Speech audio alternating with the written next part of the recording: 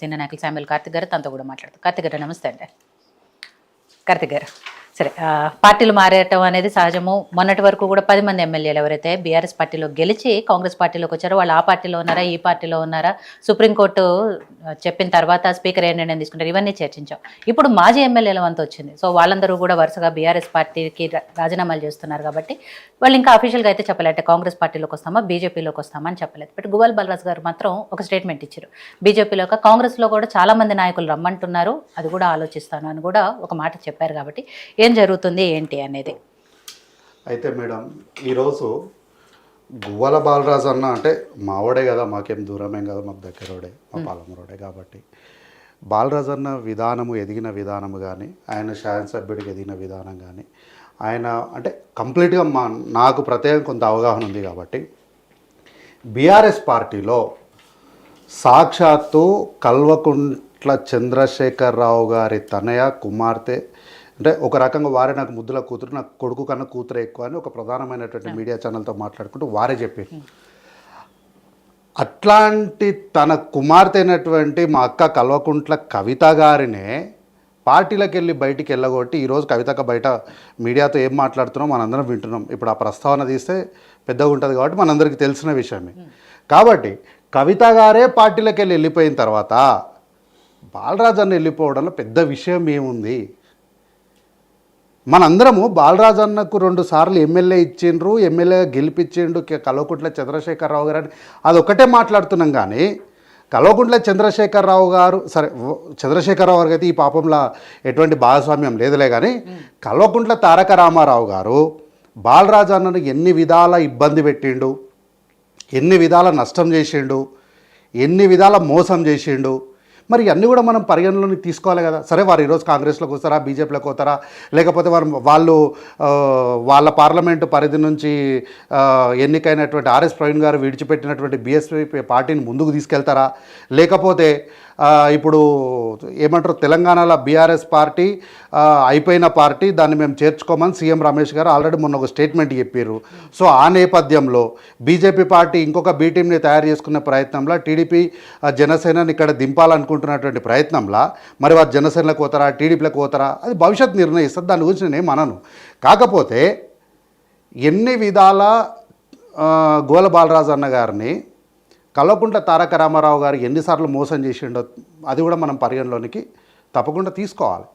ఎందుకంటే మామూలుగా మనము సివిల్ ఇండస్ట్రీలో అంటే ఈ కన్స్ట్రక్షన్ ఫీల్డ్లో మనం మై హోమ్ అని లేకపోతే ఈ సంస్థల పేర్లన్నీ చెప్తాం. వాళ్ళ నేపథ్యం ఏంటి? కట్టడమే. వాళ్ళు కట్టడం వరకే వాళ్ళకి తెలుసు. కానీ ఫౌండేషన్ వేసేది ఎవరు?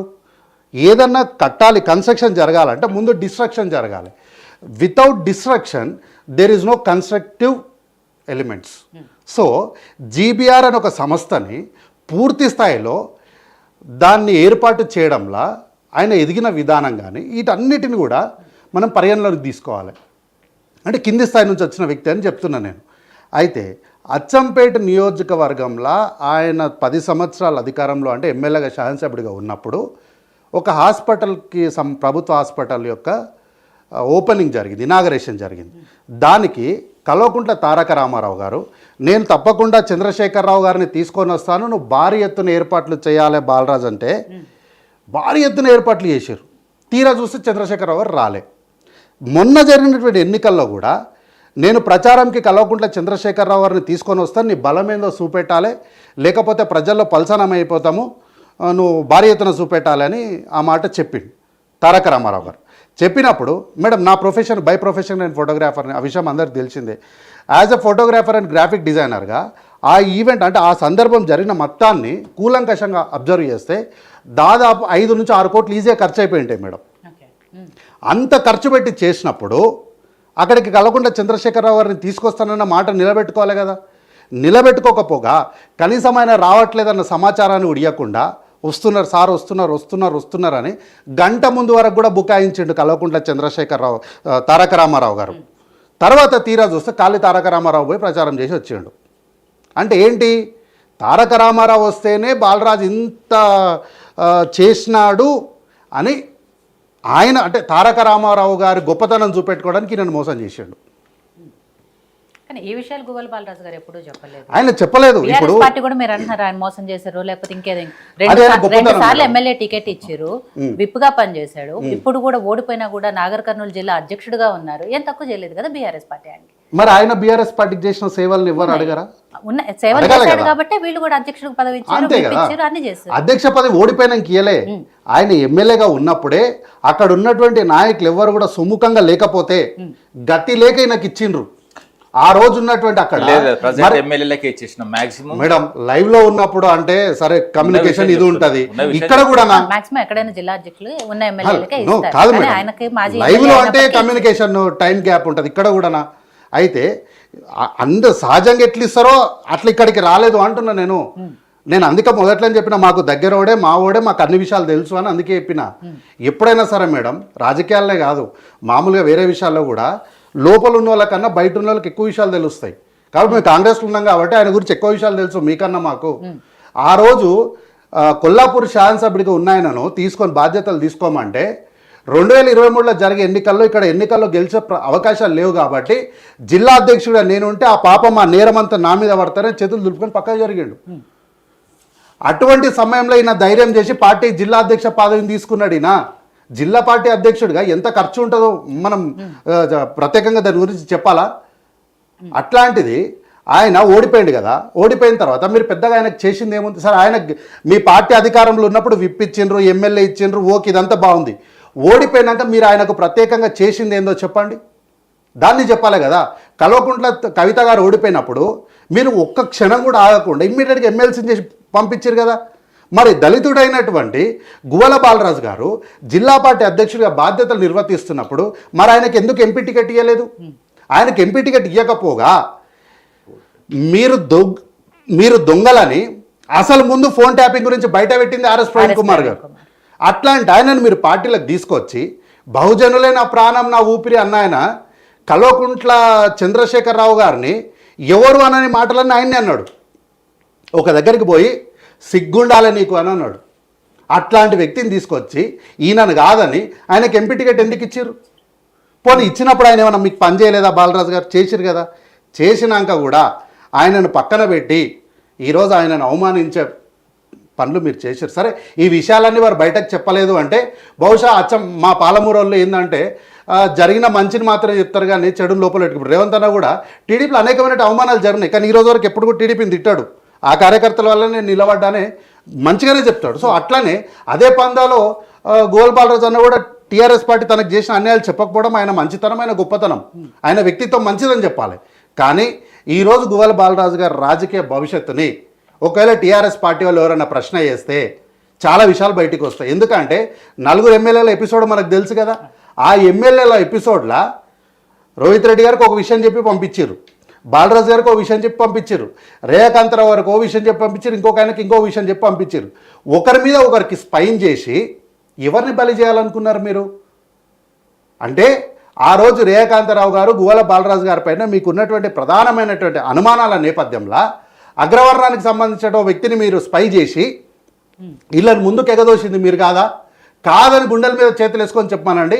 ఒకవేళ మీరు ఇట్లాంటి ఈ ఆరోపణ కనుక తీసుకొని వస్తే సాక్ష్యాలతో ఒకవేళ రేపు పొద్దున గువ్వల బాలరాజు గారు నిరూపించడానికి ముందుకు కానీ వస్తే ఆల్రెడీ మీ పరువు ఈ రాష్ట్రంలో మొత్తానికే ఎవరి వల్లనో కాదు, సాక్షాత్తు కల్వకుంట్ల కవిత గారి వల్లనే మొత్తానికి పోతుంది. ఈ విషయాలు కానీ పూర్తిగా బయటకు వచ్చినాయి అనుకోండి, ఇక ప్రజలు మిమ్మల్ని 30 ఏళ్ళకి కాదు 50 ఏళ్ళకు కూడా మిమ్మల్ని మీ మొహం కూడా చూడరు. సరే కార్తిక్ గారు, మీ ఊరు బిడ్డ అంటున్నారు, మీకు అత్యంత ఆప్తులు అంటున్నారు, దగ్గర వాళ్ళు చాలా మంది బయట వాళ్ళ విషయాల కంటే మీకు ఎక్కువ తెలుసు అంటున్నారు. మరి ఆయన భవిష్యత్ కార్యాచరణ ఏమైనా తెలుసా? కాంగ్రెస్ పార్టీలోకి పోతున్నారో బీజేపీలోకి పోతున్నారో ఏమైనా? నేను అందుకే అన్నా ఆయన కాంగ్రెస్లోకి వస్తాడా, బీజేపీలోకి వస్తాడా, లేకపోతే బీజేపీ అందుకే అంటున్నా. ఇప్పుడు అవన్నీ నేను చెప్పేస్తే మరి రేపు పొద్దున బాలరాజు ప్రెస్ మీట్ పెట్టినప్పుడు కూడా ఏమన్నా చెప్పాలి కదా, ఆయన మాట్లాడాలి కదా. ఆయన ఏం మాట్లాడకుండా అన్ని నేనే చెప్పింది అనుకో, ఎవరో ఒకరు మీడియా మిత్రులు వేసి సార్ అన్ని కాంగ్రెస్ వాళ్ళు చెప్పేశారు, మీకు దగ్గర వాళ్ళైనా కార్తీక్ చెప్పేసిండు అంటే మళ్ళీ ఆయన మౌనంగా కూర్చున్న పరిస్థితికి వస్తుంది. కాబట్టి ఆల్రెడీ బీజేపీతోనే ఒకసారి వాళ్ళకి సమావేశం జరిగింది కాబట్టి జరిగిన సందర్భాల్లో మరి వారు ఎట్లాగో బీజేపీలోకి నేరుగా పోలేకపోతే నేను చెప్పినట్టు బీజేపీ జనసేన ఏమైనా ముందర పెట్టి దాంట్లోకి ఏమైనా పోతారా? మరి ఇక్కడ మొత్తానికి లేదన్నటువంటి అంటే చంద్రశేఖరరావు గారికి ఏంది అంటే కండు ఒకటే మారింది. ఇప్పుడు రెడ్ని ఎల్లోని కొంచెం స్లైడ్గా కాంట్రాస్ట్ చేంజ్ చేస్తే వచ్చే కలర్ పింకే, కాబట్టి వారి మెడలో పింక్ కాండం ఉంది కానీ వారి వాసనలన్నీ ఇంకా టీడీపీగానే ఉన్నాయి. అందుకే గతంలో నేను మీకు వీడియో ప్రూఫ్ చూపించిన మన టీడీపీ జనసేన అంటే మరి మధ్యలో బీజేపీ ఉంది కూటమిలో భాగంగా. గదే అంటున్నా, అంటే నేరుగా ఇక్కడికి పోలేరు కాబట్టి అంటే గతంలో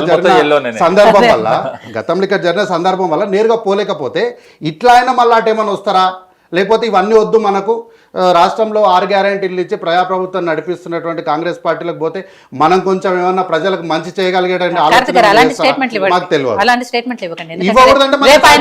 రేపు ఆయన రాలేదనుకో కాంగ్రెస్ పార్టీలోకి, అంటే కాంగ్రెస్ పార్టీ 6 గ్యారెంటీలు అందుకే అంటున్నా, ఒకవేళ అట్లేమన్నా ఆలోచన చేస్తారా, లేకపోతే భవిష్యత్తులో ఇంకో సరే మనం 10 ఏళ్ళు ఎమ్మెల్యేగా ఉన్నా, ఇంకో 10 ఏళ్ళు ఇట్లా మాజీగా ఉన్నా, భవిష్యత్తులో మనము ఇట్లా అంటే ఏమీ లేని పార్టీలు, ఇప్పుడు రేవంత్ రెడ్డి గారు ఏమీ లేని పార్టీలకు వచ్చారు. 2023 కన్నా ముందు కాంగ్రెస్ పార్టీలు ఏమీ లేదు, అట్లాంటి పార్టీలకు వచ్చి వారు లేపారు.